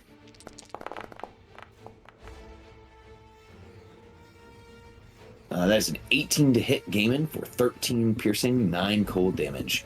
As That it's will hit. lock into Gaiman's body. That is it for its action. Gaiman, you can steal.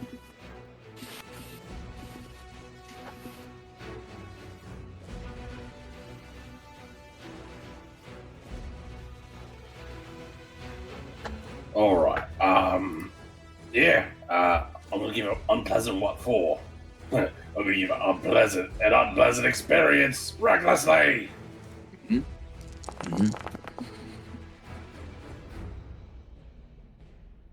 Ooh, that is a big hit. It is on its last legs after that strike.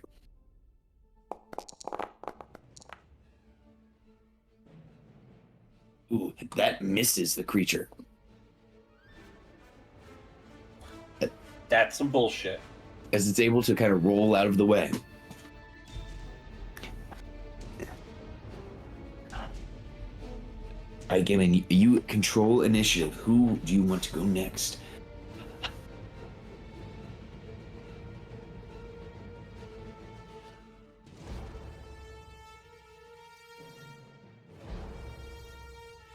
I'm gonna pass to Lotus.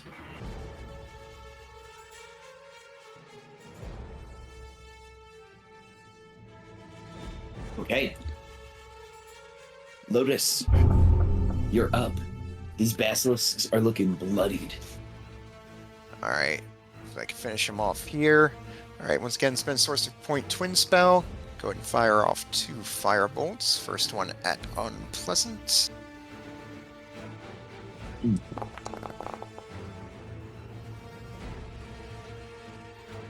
Tell us how you finish off this creature. All right. Yep. Take up pitcher stance. The fireball baseball in her hand. Pitch it out. Splits off, and I would say it probably weaves around either side of Gaiman. First one just hits unpleasant, just right in side of its head, and then just lights it up. Excellent. Immolated. All right. It's the overhead display on Flavy as the creature dies. All right, and then this one will be against Trendy. Just shy. A 13 will miss Trendy. All right, that'll be all for me, and I will go ahead and pass to Avalis. All right, Avalis, you are up. You can see that glowing altar is still glowing red from your last spell. Yeah, I think he'll take his hands that are still kind of cindering, and he will cast Burning Hands directly on the altar, thinking it may need more than a cantrip. So I will Burning Hands again. No template, and he'll just do that on the symbol in the altar itself and just bathe it in flame. Okay. As you do this, the altar disappears and a flask filled with luminous blue liquid appears in a shimmer of light atop the altar and immediately falls down towards you. I will use my item interaction. So my item interaction be enough. Okay, dex save. I'm good with those. I'm going to I'm gonna DM Inspiro that, just in case. You said save or check? It is a dex save as this luminous blue liquid falls down towards you. Is a 12 enough? A 12 is enough. You catch it expertly in the air. I have the Phial of Gladriel. Oh wait, no, wrong IP.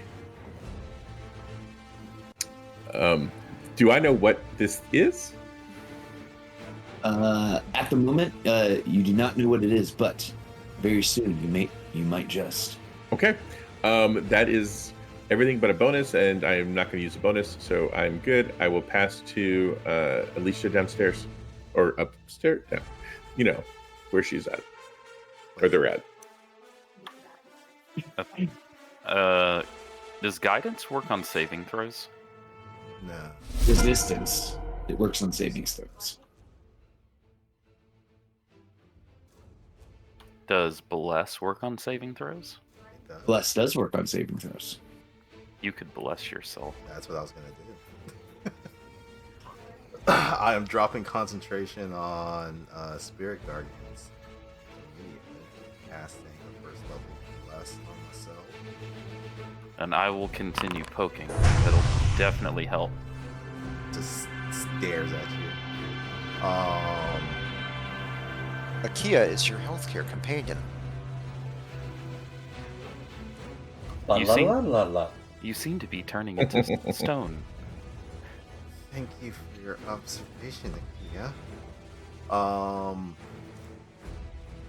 I'm assuming end of turn is when this thing's gonna trigger. That's correct. So bonus action, I don't really have anything to do at the moment. So I guess here's moment of truth. Would you guys be cool if we use another Ferris barrel? Do it. I'm cool with it. I guess. If you really don't want to stop. Listen, guys, this is a democracy. I think we need to vote on it. Just go ahead. Yeah, go for it. Alright, so Conte advantage with blast and not turn into a guard stick. I'll help you. I'll help too. Okay. Oof. 23. Okay, and how this works, it's not like you succeeded and then you have to try again. You are just done. You are no longer restrained, no longer turning into stone, and no longer grappled.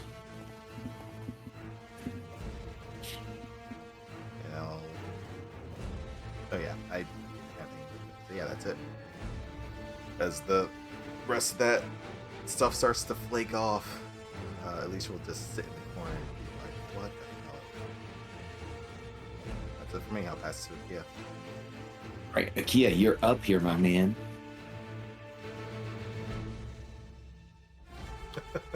I think I'm just stuck down a hole. Can I see it from where I am? Is it like standing beside the hole? I'm not sure. sorry. I can actually. I don't know if I can actually see this thing through the hole. No, you wouldn't be able to see up through the hole, but you could try to climb up. Sure. I'll try to climb up. All right, it's 12 feet up to the hole that dropped you down. What's your plan to get up the hole? Is that rope hanging down, or did we ever drop the rope down, or did you yell before the rope? I think we yelled. I think. Okay. I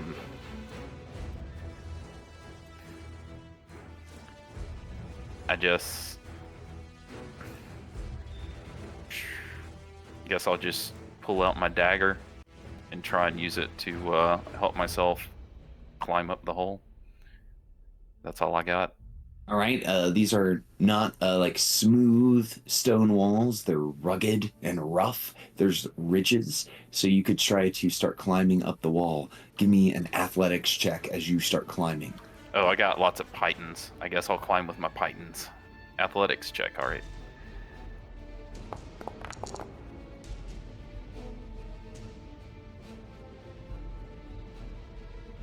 All right, let's see here. 19. A 19. Okay. What is your base movement? I've got 40 feet right now.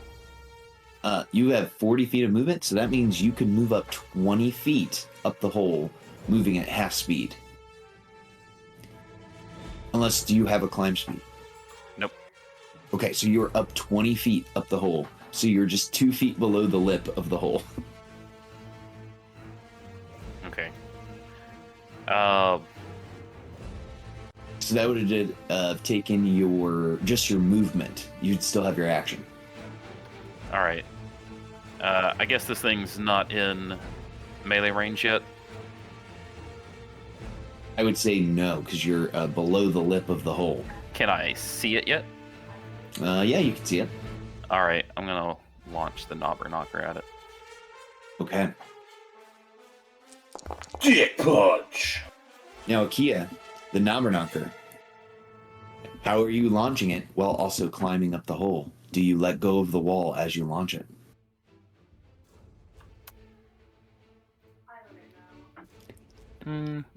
Yeah. Yeah, I guess so. I don't think it like just pops out. Of your shoulder, right? Or out of your back like a Blastoise water cannon? I don't know. We haven't really described exactly what it looks like yet. I was kind of imagining sort of a crossbow situation, but I'm not sure. Okay, so if it's more of a crossbow situation in your mind, that's what we'll go with. So you do a dope maneuver where you jump off the wall, you draw the knobber knocker, and you fire it at the basilisk, falling back down the hole, dealing 19 points of knobber knocker damage to the basilisk. It is on its last legs. All right. That's And you fall back down the hole. Climbing up the hole. Jump off and then come rapidly back down. Give me an acrobatics check to see if you land on Alicia again. so bad.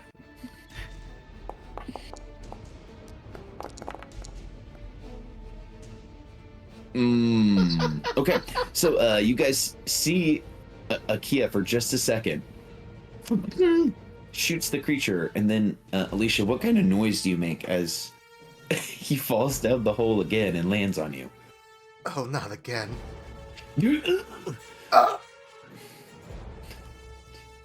Okay, so you guys would take 7 points of fall damage.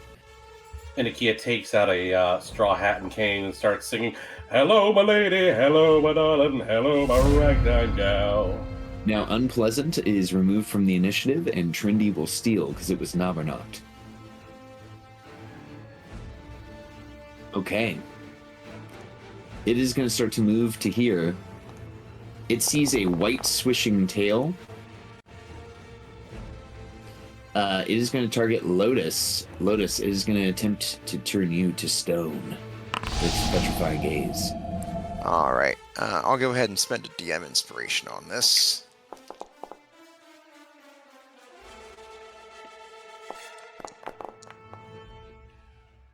Ooh, glad I did. Absolutely. Okay. You are not turned to stone. That is the creature's action. We will pass it off to Big Man Evelus. Okay. I don't see... Where's Trendy? Trinity is now he took one step down essentially from the doorway. So he's no longer in front of the doorway, he's standing in front of Gaiman. Oh, okay. That's why I can't see him. Ah, ha, ha, ha. There he is. Okay. So I will move here to get a good spot. And I will... yeah, I'll firebolt him. Everyone sees Avalus walk out, and he's got this big old blue... Oh! Avalus, what does it look like as you overkill this creature with... So 20 points of before fire? he steps out, unless anyone has noticed, he actually will have hidden the vial in like his just cloak or something, and then he will come out and act like he wasn't just playing with the altar, and just fry this basilisk, trying to appear the not distracted hero. 100%. The creature dies, and as the creature dies, there are no more enemy combatants. And the encounter ends.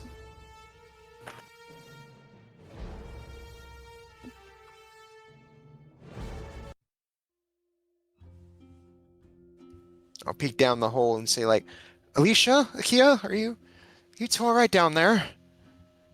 Don't jump down the hole yet. Please don't jump. Alicia will roll over 5 feet. Now you can jump. Ugh. I'm just gonna lie here for a minute.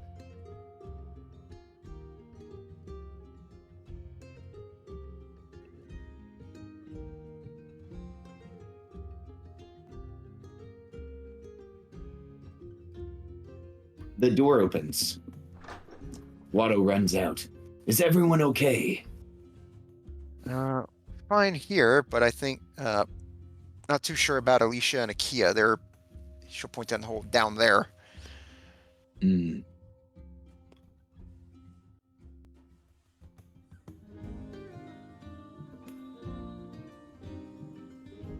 How's everyone else? Are they okay? Yeah, we're good. That's good to hear.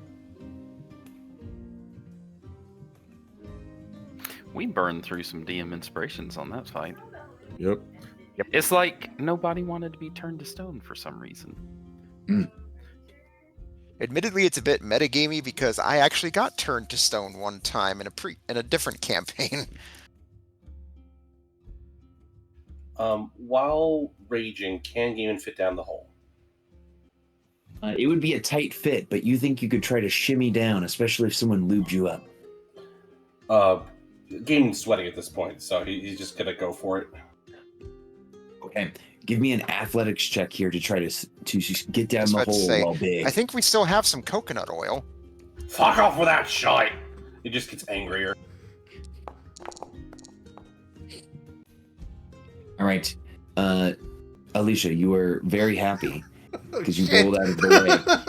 Gaiman just slides down the hole.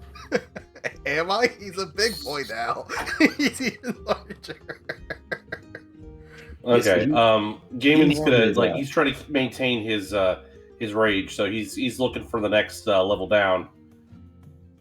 As you get to the next level down, Gaiman, you discover that there are no immediate enemies in the. You're so big. In the That's what she said. vicinity it seems that this room is safe for now. I And, kick the door open. You see a hallway. God damn it! I can't fit. Okay. Matthew, you had your hand raised. Yeah, I'd like to evaluate these basilisks. All right. So you can target the basilisk and then give me a monster research check, please.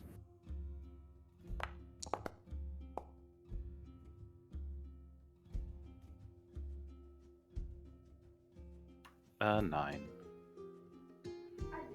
Okay, a 9. This is the survival. This is the one you are not very great at.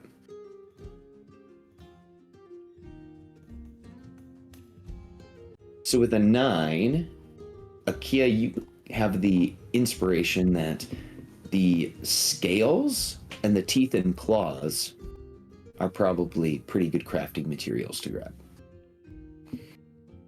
That's what your check would reveal.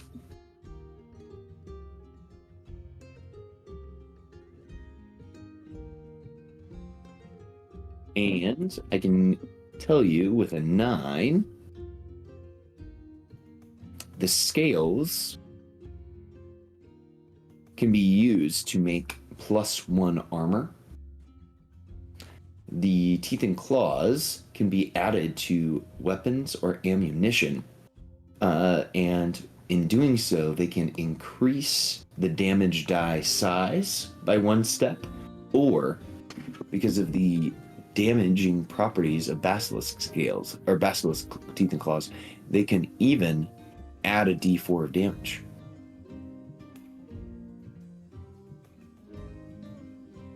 So pretty cool.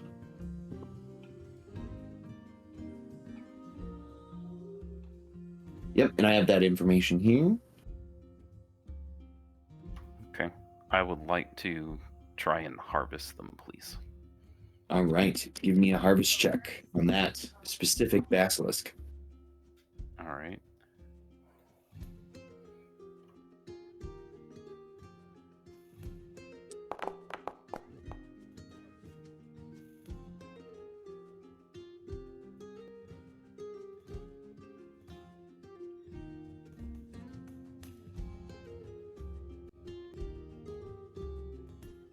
Okay, so you are going to get from these guys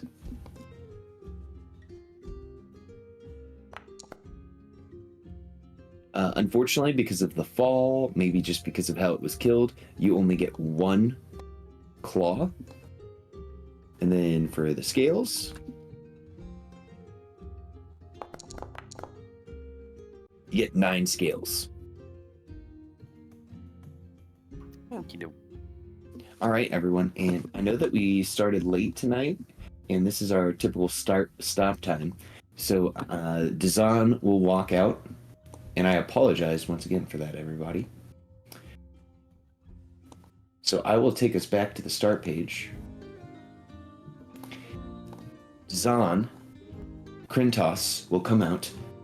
They each have no snacks for you guys, unfortunately enough, because they're a animated corpse and then a man made of snow. All right, so not so rude. It's understandable and forgiven. Yes, they were. If they had been regular men, they would have came out with orange slices for you all. And then we will pick up next week. Normal time, normal schedule. And we will continue our descent down the lost spiral of Netheril. Yes, so in Treasure Channel, we can write down our treasure from this evening so far, because you guys haven't harvested all of the basilisks.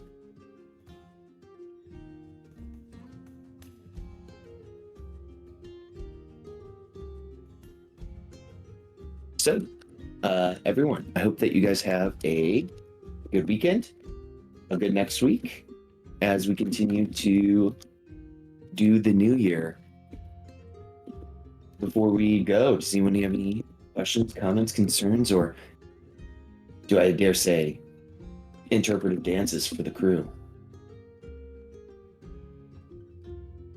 I do my best impression as a statue, as you would see in like New York City. People who are just still, and then randomly start breaking out into dance, and then go back still. Love it. One time I turned Avalus into a statue, and then he had to use his fate point on not being a statue anymore. Mm-hmm. It was unpleasant. It was a bull. It was an iron bull that did it to him. Well, guys, I thank you once again for all playing with me. I appreciate that you guys are willing to spend your Friday evening hanging out with me. I take it as a huge compliment, and I can't wait to do it again. So I'm going to head off to bed because I have been told we are going to have 30 people tomorrow morning to come to the gym. So I've got to be sharp. All right, y'all. Well, you guys have a good rest of your evening. You too, Orf. Thanks for running. Thanks for running. My pleasure, guys. Bye, guys. And thanks everyone for tuning in. Catch you next time. Oh, it feels good to say that again. Welcome back, Lex. Yes, welcome back.